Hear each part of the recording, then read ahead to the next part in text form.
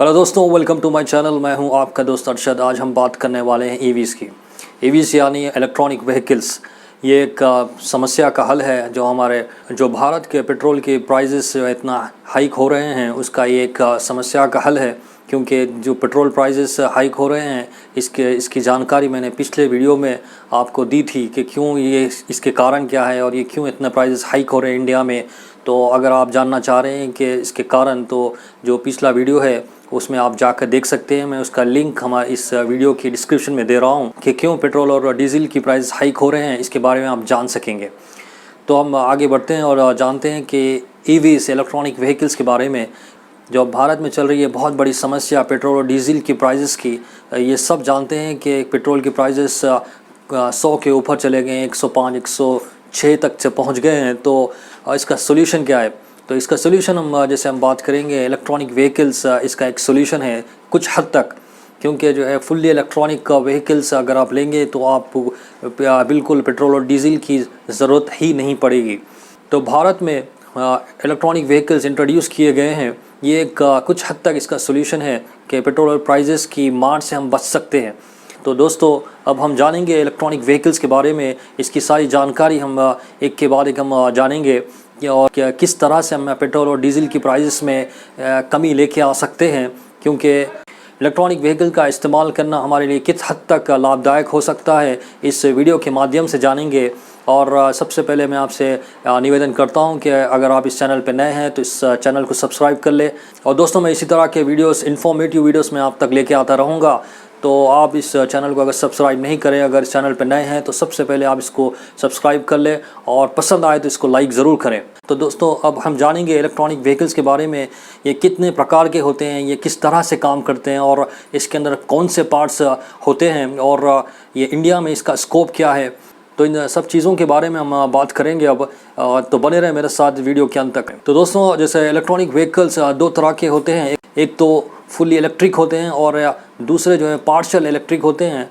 एक तो electric vehicles है, लो रनिंग कॉस्ट है इनका और इसके लेस मूविंग पार्ट्स है और ये एनवायरमेंटली फ्रेंडली है, क्योंकि कम इस्तेमाल करते हैं पेट्रोल और डीजल का, या तो बिल्कुल ही नहीं करते। थोड़े से इलेक्ट्रॉनिक व्हीकल्स हैं जो लेड एसिड या मेटल हाइब्रिड बैटरीज का इस्तेमाल करते हैं।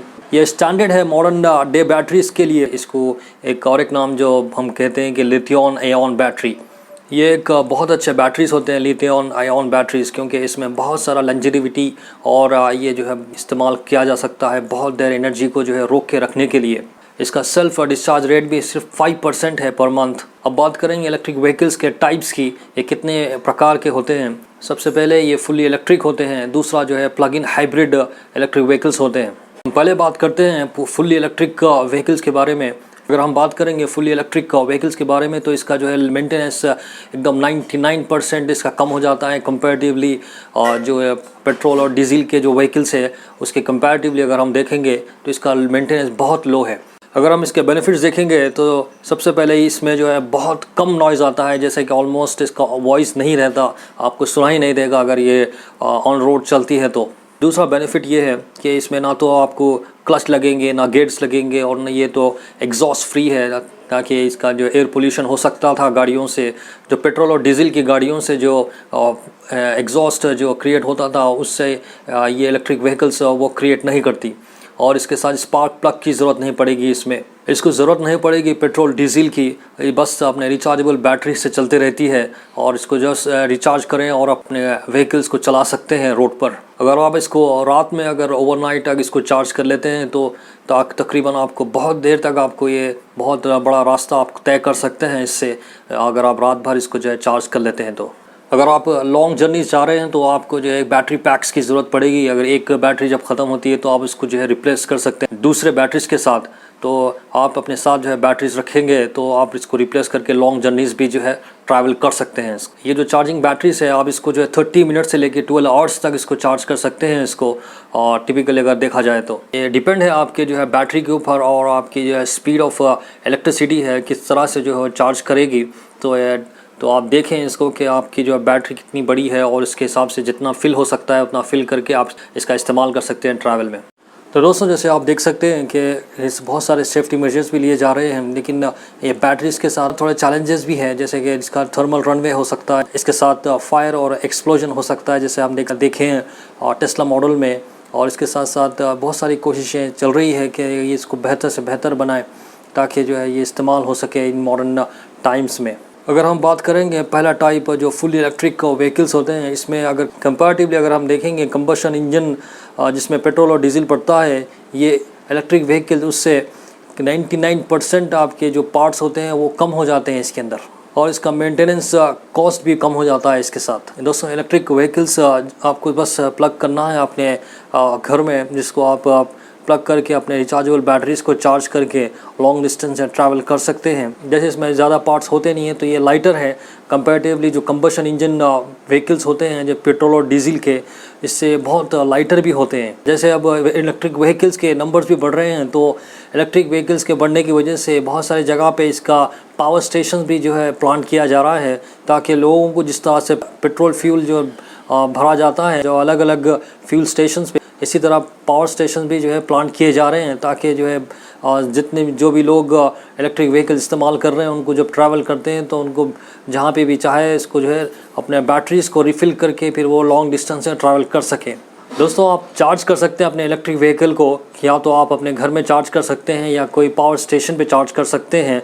अगर आप घर पे चार्ज करते हैं तो देखें कि आपका टैरिफ जो इलेक्ट्रिसिटी का है वो जितना मिनिमम हो तो आपके लिए उतना बेहतर है। और अब बात करेंगे हम इसकी रेंज की, कितना आप इलेक्ट्रिसिटी चार्ज कर सकते हैं और कितना रेंज, कितना जो डिस्टेंस ट्रैवल कर सकते हैं, हम इसके बारे में बात करेंगे। अगर हम बात करेंगे कितना ट्रैवल कर सकते हैं तो ये डिपेंड है आपकी बैटरी साइज़ पे और इसकी एफिशिएंसी पे कि कितना वो स्टोर कर सकती हैं और आपको कितना लॉन्ग डिस्टेंस से लेके जा सकती है। ये कम्प्लीटली डिपेंड है आपकी बैटरी साइज़ पर। दूसरा टाइप है प्लग इन हाइब्रिड, जिसमें मेनली ये इलेक्ट्रिक व्हीकल्स इलेक्ट्रिसिटी पे चलते हैं, लेकिन जब इलेक्ट्रिसिटी ख़त्म हो जाती है तो इसमें दूसरा एक ऑप्शन रहता है हमारे पास, जो फ्यूल इंजन भी दिया जाता है। इसमें जो फ्यूल इंजन में जब आप चलते हैं तो आपको एग्जॉस्ट और धुआं निकलता है, लेकिन जब आप इलेक्ट्रिसिटी मोड पर चलते हैं तो आपको इसमें कोई एग्जॉस्ट या फिर धुआं नहीं निकलता।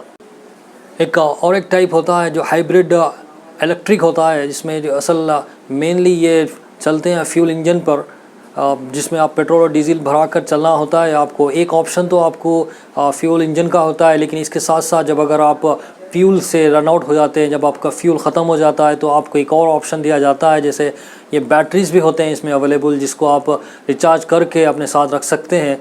जब आप फ्यूल ख़त्म होता है तो आप इसको जो है चेंज करके अपने फ्यूल इंजन से आप स्विच कर आप इलेक्ट्रॉनिक व्हीकल मोड पे, ईवी मोड पे आ सकते हैं, जिससे आप अपने डिस्टेंस को कवर करके अपने डेस्टिनेशन तक पहुंच सकते हैं। ये जो आपके रिचार्जेबल बैटरीज है, इसको आपको सेपरेटली रिचार्ज करने की ज़रूरत नहीं पड़ती। आपको बस इसमें एक रिजेनरेटिव ब्रेकिंग सिस्टम होता है, जिससे आपके बैटरीज ऑटोमेटिकली रिचार्ज होते हैं। इसमें आपको एक फैसिलिटी ये होती है कि जब आप फ्यूल इंजन में चल रहे होते हैं और जब आपका फ्यूल ख़त्म होता है तो आपको एक बटन इसमें अवेलेबल होता है, जिससे आप एक बटन के प्रेस करने से आप इलेक्ट्रिक व्हीकल मोड में आप स्विच हो जाते हैं, जिससे आपके जो रिचार्जेबल बैटरीज में आपने जो रिचार्ज किया था उसका इस्तेमाल होकर आप डिस्टेंस ट्रैवल कर सकते हैं।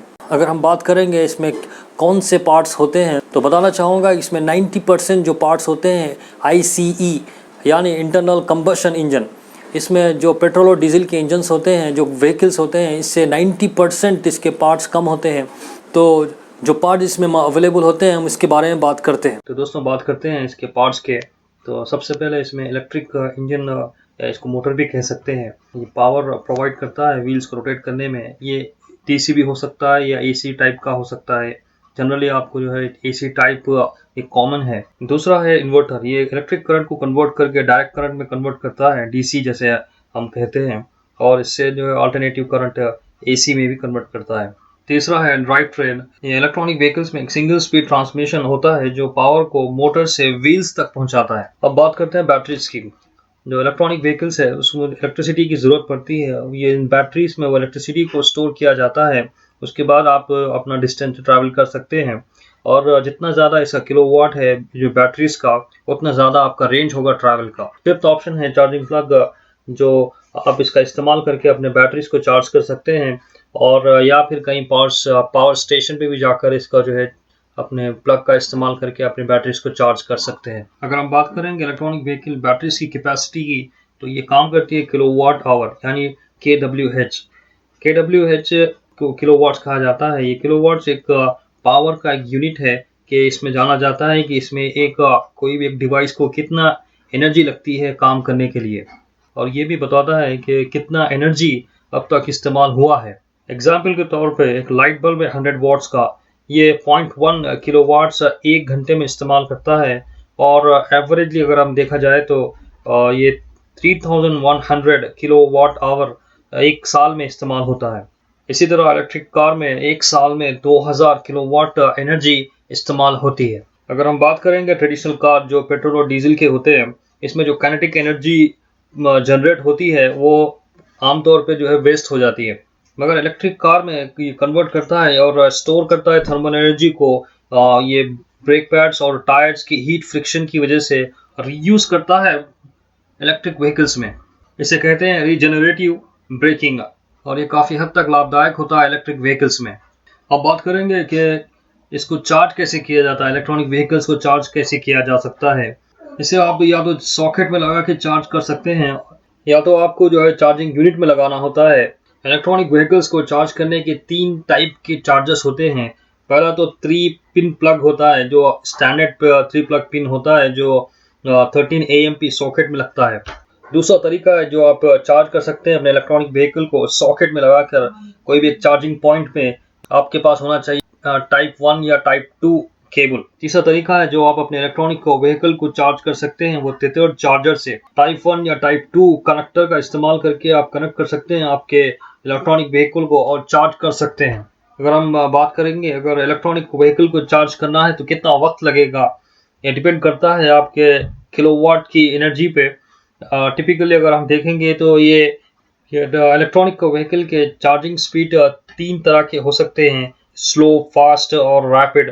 अगर हम बात करेंगे स्लो चार्जिंग की तो टिपिकली ये 3 किलोवाट ऑफन यूज होता है अगर आप चार्ज करते हैं ओवरनाइट या तो आपके घर पे या फिर वर्क प्लेस पे। ये कम से कम 8 से 10 घंटे लगते हैं चार्ज होने के लिए। अगर हम बात करेंगे फास्ट चार्जिंग की तो इसमें कम से कम 7 किलोवाट का या फिर 22 किलोवाट का इस्तेमाल हो सकता है। ये या तो आपके कार पार्क्स में या सुपरमार्केट्स में, लीजर सेंटर्स या घरों में भी हो सकता है। कम से कम ये चार्जिंग आवर्स 3 to 4 आवर्स हो सकता है। अगर हम बात करेंगे रैपिड स्पीड चार्जिंग का तो इसमें 43 किलोवाट तक का इस्तेमाल हो सकता है। ये सिर्फ इलेक्ट्रॉनिक व्हीकल्स को चार्ज कर सकते हैं जिसमें कैपेबिलिटी हो रैपिड चार्जिंग की।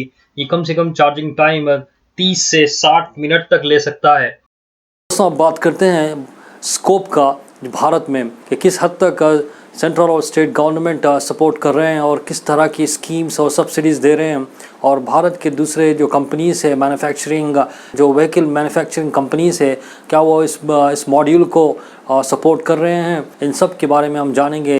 इंडिया में इलेक्ट्रिक व्हीकल्स के स्कोप का जैसे हम देख सकते हैं कि इलेक्ट्रॉनिक व्हीकल इंडस्ट्री इंडिया में एक ग्रोइंग इंडस्ट्री है, और सेंट्रल गवर्नमेंट्स बहुत सारे स्कीम्स और इंसेंटिव्स लॉन्च किए हैं इलेक्ट्रॉनिक व्हीकल्स और इलेक्ट्रॉनिक मोबिलिटी को प्रमोट करने के लिए कंट्री में। लेकिन थोड़ा इसके साथ साथ रेगुलेशंस और स्टैंडर्ड्स भी होंगे।